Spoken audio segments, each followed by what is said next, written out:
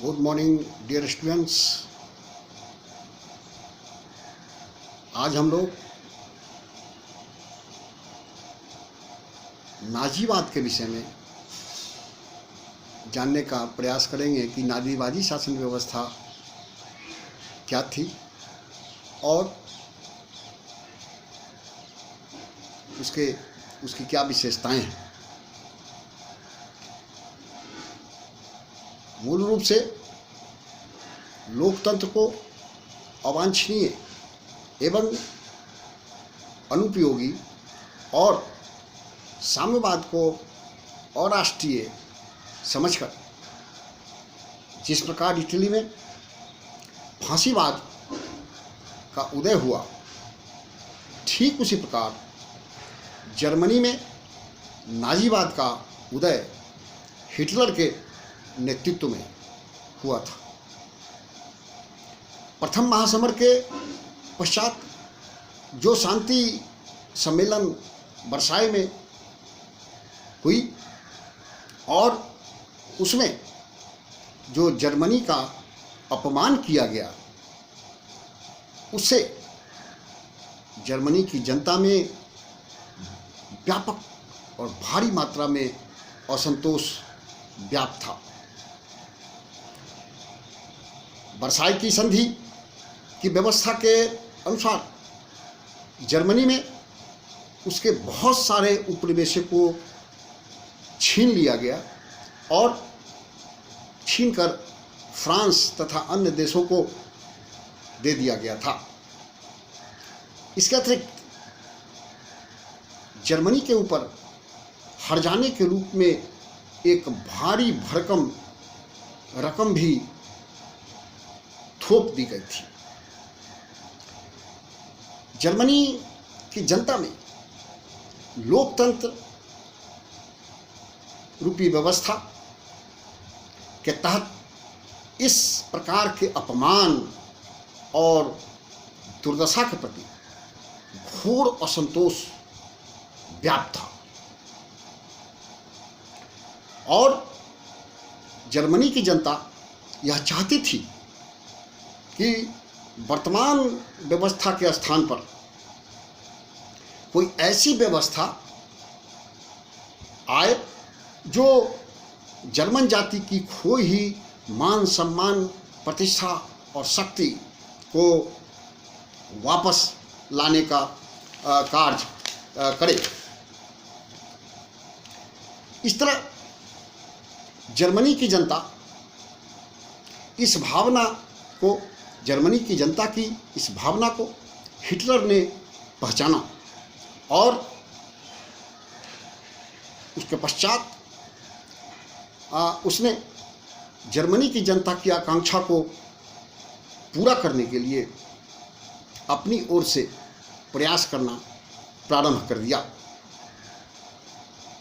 क्योंकि पूरी जर्मन जाति लोकतंत्रीय व्यवस्था के स्थान पर दूसरी व्यवस्था चाहती थी जो जर्मनी की खोई हुई सम्मान और प्रतिष्ठा को वापस दिला सके। इस भावना को हिटलर ने पहचाना और उसने नाजीवादी दल या राष्ट्रीय समाजवाद का नारा दिया। संपूर्ण जर्मन जाति ने हिटलर की इस विचार को अपना पूरा समर्थन दिया और अंततः हिटलर जर्मनी का एक उद्धारक के रूप में विश्व के पटल पर प्रस्तुत हुआ। जहाँ तक जर्मन शासन व्यवस्था का प्रश्न है, इस संबंध में विद्वानों ने कहा कि हिटलर ने जिस नवीन व्यवस्था को प्रारंभ किया उसे नाजीवाद की संज्ञा दी गई। फांसीवाद की तरह नाजीवाद भी एक नेता और एक शासन में विश्वास करते थे, अर्थात वे अधिनायक तंत्रीय व्यवस्था के आधार पर शासन को चलाना अपना मूल कर्तव्य मानते थे। नाजीवादी जनता या जर्मनी जनता और नाजीवादी दल के सदस्य लोकतंत्र को एक अनुपयोगी व्यवस्था के रूप में देखते थे, क्योंकि उनकी दृष्टि में लोकतंत्र एक ऐसी शासन व्यवस्था होती है जिसमें आम जनता को मूर्ख बनाकर ये नेता उसके मत का हरण करते हैं और अपनी राजनीति की रोटी को सेकने का कार्य करते हैं। इसलिए पूरे जर्मन देश की जनता ने लोकतंत्र के प्रति अपना घोर असंतोष व्यक्त किया और उसके स्थान पर हिटलर के द्वारा जो नवीन समाजवादी राष्ट्रीय समाजवाद या नाजीवादी दल जो आया था उसके सम्मुख, उसका अपना भारी समर्थन दिया। हिटलर की यह आकांक्षा थी कि जर्मनी में केवल एक राजनीतिक दल होगा और नाजीवादी या राष्ट्रीय समाजवाद दल होगा। नाजियों ने फांसीवादियों की तरह संसद को बनाए रखा, पार्लियामेंट की गरिमा को बनाए रखा, पर उसका स्वरूप नाजीवादी कर दिया। इटली में मुसोलिनी ने फांसीवादी या फासिस्ट संसद का स्वरूप बना दिया था, वहीं जर्मनी में नाजीवादियों ने संसद के स्वरूप को नाजीवादी कर दिया। संसद के सदस्यों की सूची नाजीवादी दल तैयार करती थी और उसे आम जनता के सम्मुख प्रस्तुत किया जाता था, जिसे आम जनता उसे अपना समर्थन दे देती थी। इस तरह संसद पर और पूरे देश पर हिटलर का प्रभुत्व कायम हो गया और हिटलर पूर्ण रूप से जर्मन जाति का सिरमौर और एक ऐसा व्यक्तित्व बनकर उभरा जो न केवल जर्मनी में बल्कि विश्व में वह एक शक्ति संपन्न व्यक्तित्व के रूप में देखा जाने लगा और दुनिया हिटलर के सामने नतमस्तक होती हुई दिखाई देने लगी। देश की संपूर्ण व्यवस्था, शासन व्यवस्था विशेषकर, और तमाम अन्य व्यवस्थाएं नाजीवादियों के हाथ में आ गई और हिटलर उसका सिरमौर नेता बन गया। यहाँ पर इतनी बातों को जानने के पश्चात हम यह जानने का प्रयास करेंगे कि जो नाजीवादी शासन व्यवस्था थी उसकी क्या विशेषताएं थी, उसके क्या कैरेक्टरिस्टिक्स थे, जिसको वन बाय वन अंडरस्टैंड। सबसे पहली बात जो विद्वानों ने कहा कि राष्ट्र की उपासना ग्लोरीफाइज द नेशन। हिटलर और नाजीवादियों ने राष्ट्र को सर्व शक्ति संपन्न माना। व्यक्ति तब तक है जब तक राष्ट्र सलामत है, इसलिए राष्ट्र को उन्होंने अल्टीमेट पावर के रूप में देखा और तमाम जनता को यह आदेश दिया कि वे अपने अपने कर्तव्यों का निर्वहन राष्ट्रीय हितों के अंतर्गत रहकर ही करें। इस प्रकार पूरा जर्मन जाति राष्ट्र का उपासक बन गया। इस संदर्भ में दूसरी विशेषता के संदर्भ में विद्वानों ने कहा कि राज्य की उपासना, ग्लोरीफाई द नेशन, अर्थात राष्ट्र और राज्य दोनों के उपासक के रूप में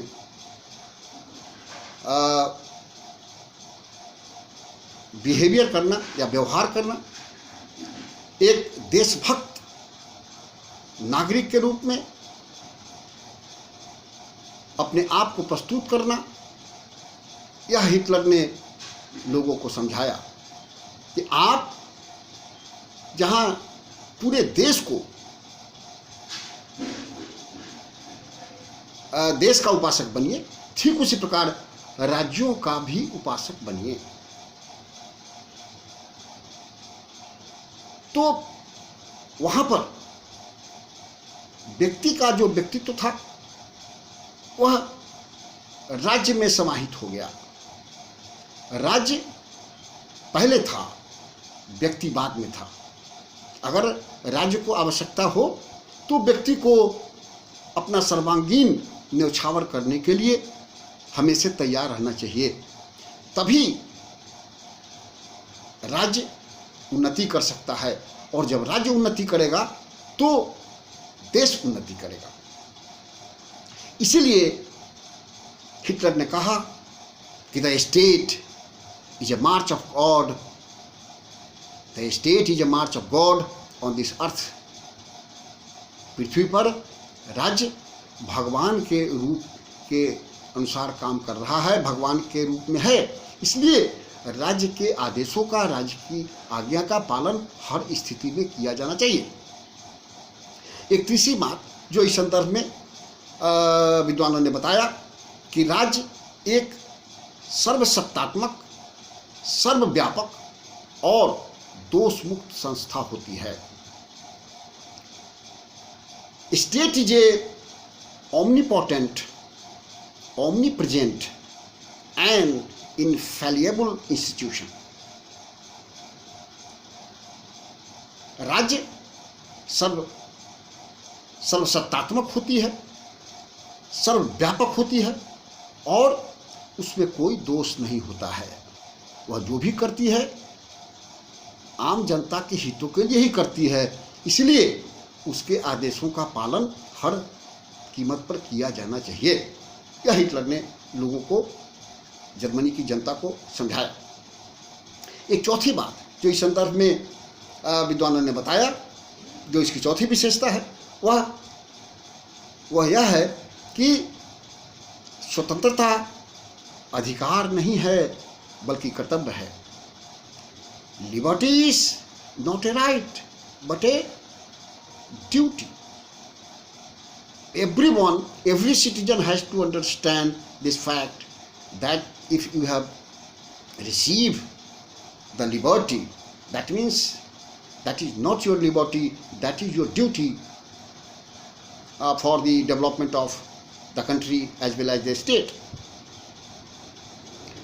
तो नागरिकों के जो अधिकार हैं, जो राइट्स मिले हुए हैं, उसने कर्तव्य के रूप में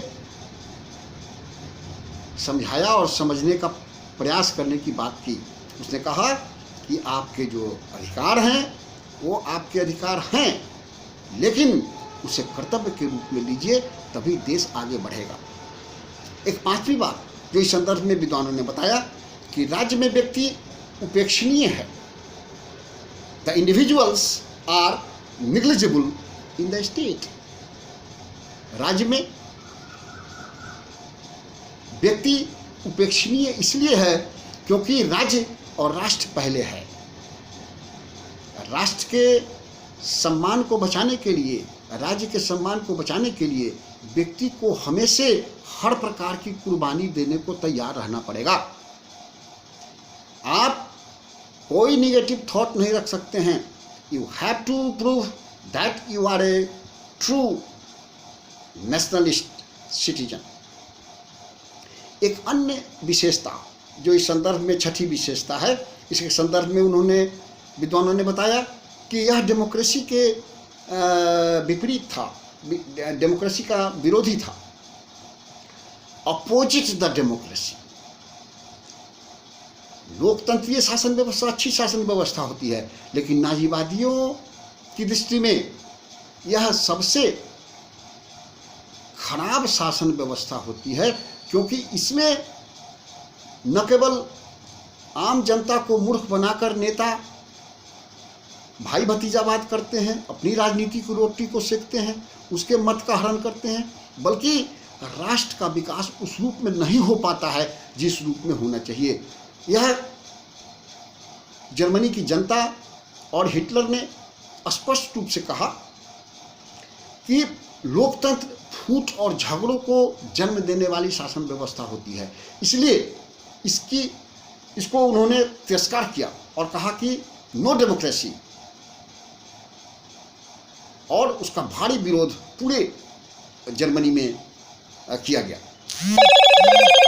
एक अन्य विशेषता के संदर्भ में विद्वानों ने कहा कि यह कुलीन तंत्र में विश्वास करती थी। Aristocracy, believe in aristocracy.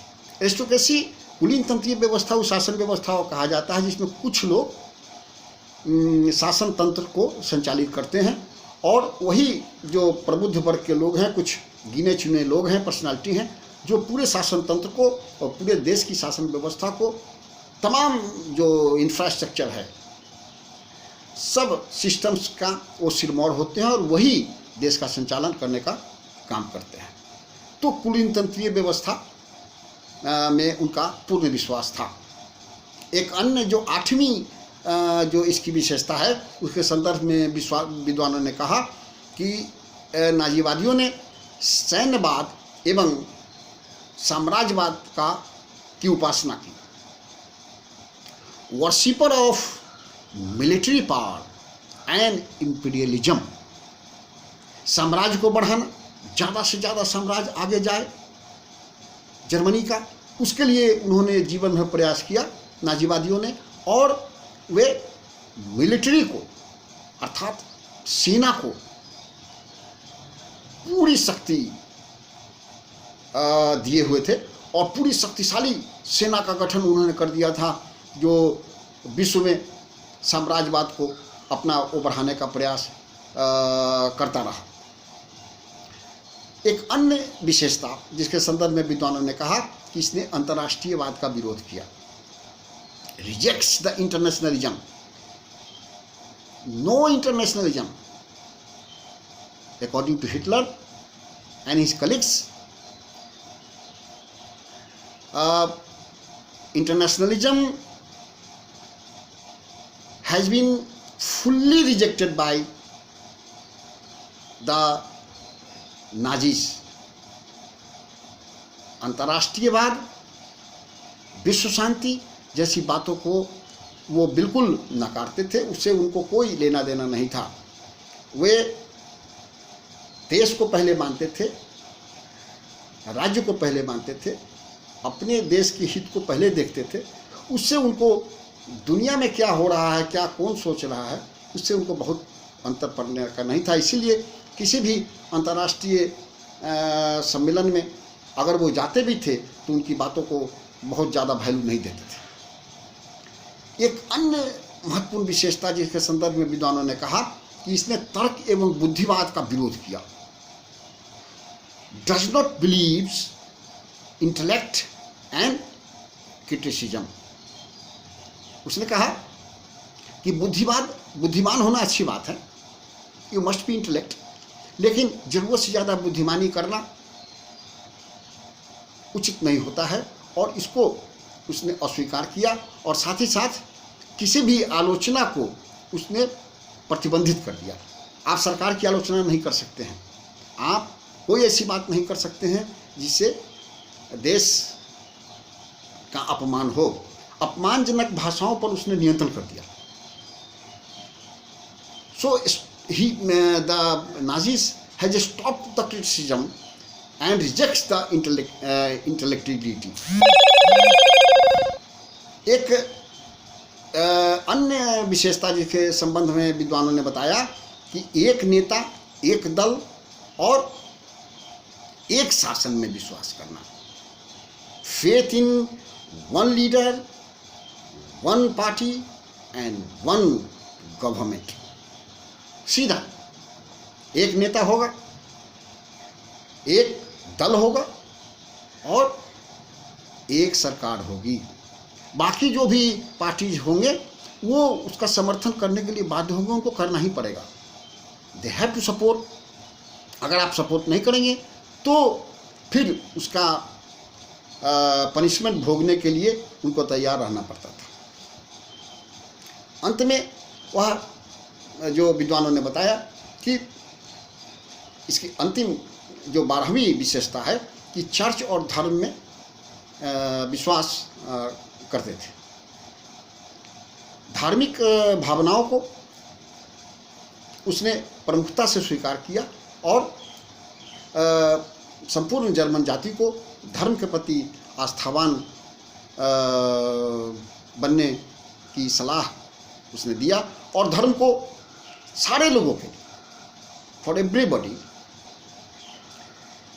उपरोक्त विश्लेषण से पूरी तरह से स्पष्ट होता है कि नाजीवादी शासन व्यवस्था अपने संपूर्ण शासनकाल में जो सम्मान प्रथम महासमर में उसका ख़त्म हो गया था, उस सम्मान को हिटलर ने वापस लाने के लिए वो हर एक प्रयास किया। और 1914-18 में जो प्रथम महासमर हुआ था, उसके बाद द्वितीय महासमर तक 1939 तक जर्मनी इटली के समान विश्व का अत्यंत सर्वशक्ति संपन्न राष्ट्र के रूप में दुनिया के समक्ष उपस्थित हो गया था। स्टूडेंट्स, ये फासिज्म को मैं आप लोगों को पढ़ा चुका हूँ। ये नाजिज्म बचा हुआ था, नाजीवाद बचा हुआ था, इसलिए बता दिया हूँ। या तो फांसीवादी शासन व्यवस्था के विषय में आपसे प्रश्न करेगा या नाजीवादी शासन व्यवस्था के विषय में प्रश्न कर सकता है। इसलिए इस दोनों को सीरियसली देखने का कष्ट करेंगे। Thank you very much.